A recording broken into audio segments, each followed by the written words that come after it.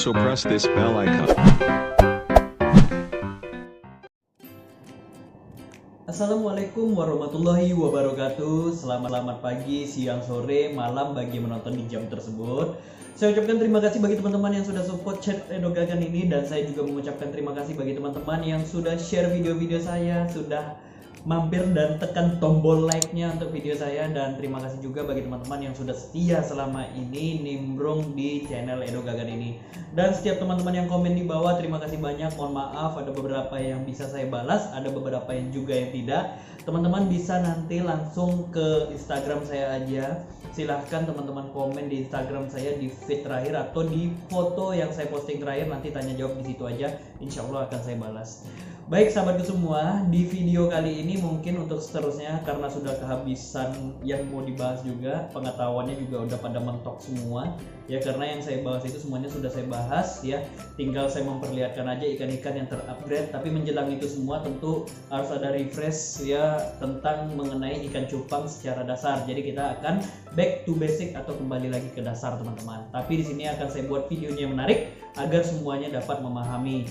Nah, video ini diperuntukkan untuk teman-teman kita yang baru memulai masuk ke dunia percupangan. Bagi teman-teman yang sudah mahir bermain ikan cupang, silahkan tonton di channel YouTube lainnya. Di situ banyak pengetahuan yang lebih, karena di video kali ini kita kembali ke dasar, akan membahas ulang dari nol lagi. Tapi di sini akan kita jelaskan sesuai versi yang lebih modern lagi, bukan versi yang lamanya. Langsung aja video ini kita mulai.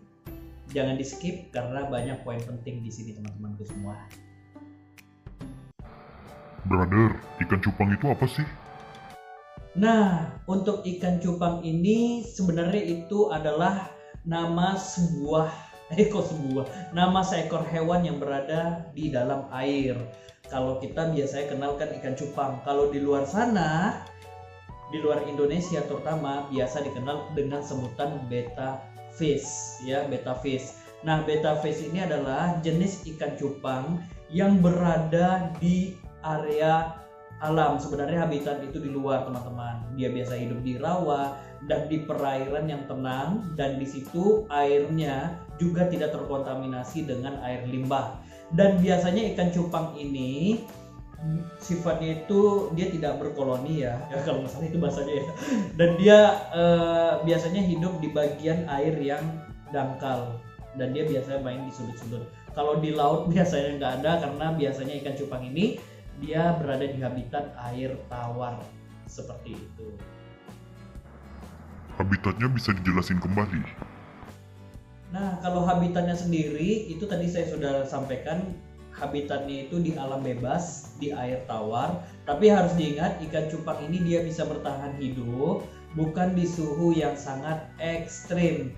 Nah, sebenarnya bisa aja di suhu yang sangat ekstrim, tapi banyak yang dapat meminimalisir tingkat dinginnya, seperti di akar pohon, terus adanya ketapang yang banyak di air tersebut, terus kondisi airnya itu tidak terlalu yang dinginnya terlalu berlebihan. Karena untuk ikan cupang ini biasanya di suhu di atas 25 derajat Celcius dia masih bisa hidup, tapi kalau misalnya 20 derajat Celcius atau di bawah itu sudah berpengaruh sekali untuk kelangsungan hidupnya.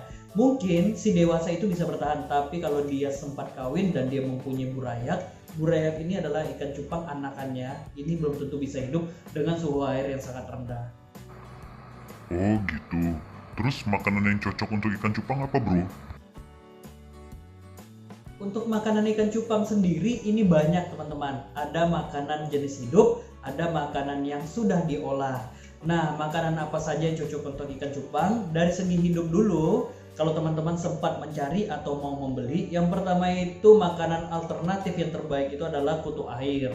Nah, kutu air itu ada di alam, next kita akan bahas. Dan yang kedua ada namanya jentik nyamuk. Jentik nyamuk itu juga banyak di alam. Biasanya ini diperuntukkan untuk ikan cupang di atas 1 bulanan. Kalau 1 bulan harus disaring, lebih dari 2 bulan tidak perlu disaring lagi. Nah, yang ketiga ada yang namanya infusoria. Nah, ini sama dengan kutu air, cocok banget untuk si baby atau burayak ikan cupang yang usianya di bawah 1 bulan terutama. Kalau untuk ikan dewasa bisa atau enggak? Bisa banget, malah ini sangat bagus untuk ikan cupang baik yang burayak ataupun dewasa. Nah, selain kutu air, jentik nyamuk, infusoria, ada lagi jenis makanan seperti cacing sutra, dan cacing darah. Nah, dua makanan ini adalah makanan yang dapat nge-push pertumbuhan ikan cupang secara cepat ya. Jadi makanannya masih banyak lagi sih yang lainnya. Mungkin tidak sempat saya jelasin. Teman-teman bisa ketik di bawah makanan apa lagi yang cocok untuk ikan cupang. Nah, selain makanan yang hidup, ada makanan olahan. Makanan olahan itu apa aja, Bang? Makanan pertama itu ada pelet. Pelet ini banyak ragamnya. Bisa menggunakan pelet yang harganya lumayan dengan kualitas terbaik seperti MEM, NRD, dan masih banyak lain jenisnya. Ini bukan endorse. Dan kalau mau yang murah ada PF 500 dan PF lainnya. Sesuaikan dengan rahang ikan cupang Anda. Sedangkan pelet ini sendiri sebenarnya lebih cocok untuk usia ikan di atas 1 bulanan. Kalau di bawah 1 bulanan bisa diberi pelet, tapi risikonya air gampang kotor. Nah, biasanya kalau kita menggunakan produk pelet seperti ini, itu lebih gampang air itu kotor daripada makanan hidup. Jadi sistemnya harus sering ganti air.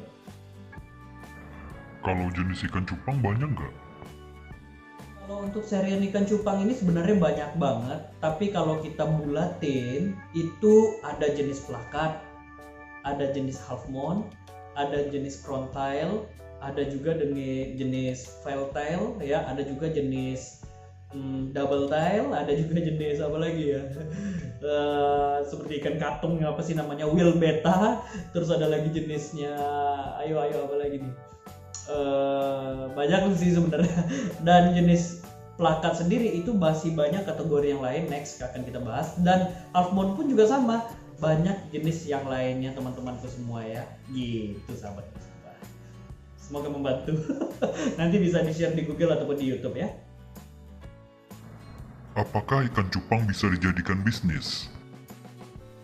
Kalau untuk ikan cupang sangat bisa dijadikan bisnis selain dijadikan hobi ya. Tapi kita bahas hobi dulu nih. Kalau hobi ini tentunya biasanya ini digunakan untuk menghilangkan stres. Stres itu bisa terjadi akibat pekerjaan yang menumpuk. Terus pasangan kita lagi mumet nih berdua nih. Nah, terus ada lagi nih, pergaulan kita atau pertemanan kita lagi konslet. Atau apa aja jenisnya yang membuat beban pikiran kita. Biasanya ketika kita melihat ikan cupang, beban pikiran tersebut akan berkurang sedikit, tapi lumayan membuat kita melupakan masalah kita, akan masuk ke tahap mencintai hobi kita. Itu sih kalau hobi ya. Dan selain itu hobi ini bisa banyak kategori. Bisa hobi itu diperlombakan seperti adanya kontes ikan cupang, atau hobi ini bisa juga digunakan sebagai hiasan rumah Anda sendiri. Ada yang buat aquascape, ada ikan cupangnya, ada buat soliter yang cakep-cakep untuk diletak di rumah. Banyak sekali untuk perkembangan atau mengembangkan hobi ini untuk menghilangkan stres atau jenuh di rumah sendiri. Nah, kalau untuk bisnis ini bisa dijadikan lahan duit. Ya, kenapa saya bilang seperti itu? Karena ikan cupang ini akan laris dijual dimanapun. Karena hampir mayoritas masyarakat Indonesia sudah mengenal ikan cupang dan mereka juga tahu bagaimana cara breeding atau mengawinkan ikan cupang, atau hanya sebagai seller menjual ikan cupang tersebut. Laku 10.000 sudah lumayan beli nasi bungkus. Jadi kenapa tidak? Ikan cupang bisa dibuat bisnis. Bisa jualan secara offline atau secara tatap muka, atau bisa juga berjualan menggunakan sistem online dengan cara digital, baik itu Instagram, Facebook, dan lain sebagainya yang menyangkut penjualan tidak tatap muka tapi menggunakan ketikan atau suara audio. Suara audio sama aja sih. Baik sahabatku semua, saya rasa itu aja sih yang dapat saya sampaikan. Mungkin pesannya untuk teman-teman, kalau teman-teman baru memulai tentang ikan cupang ini, sebelum dijadikan bisnis, jadikan hobi terlebih dahulu, cintai dia, mengertilah tentang habitat dia, dan kuasai bagaimana cara dia berkembang biak. Setelah kita memahami teorinya, baru kita melakukan proses praktek. Ketika kita sudah praktek, baru kita bagikan atau kita share ke teman-teman kita yang belum mengetahui. Jangan kita bagikan dulu sebelum kita mencoba ya, karena ini akan menjadikan atau menyesatkan orang lain. Sebaiknya seperti itu, kita coba dulu, gagalnya bagaimana, berhasilnya bagaimana. Dengan kegagalan tersebut, ini adalah menjadi poin kita yang pertama untuk menuju sukses atau keberhasilan. Yang kedua, untuk diceritakan pengalaman kita kepada orang lain. Jadi orang lain tidak jatuh di lubang yang sama. Jangan lupa subscribe, like, and share ya. Thank you for watching. See you guys.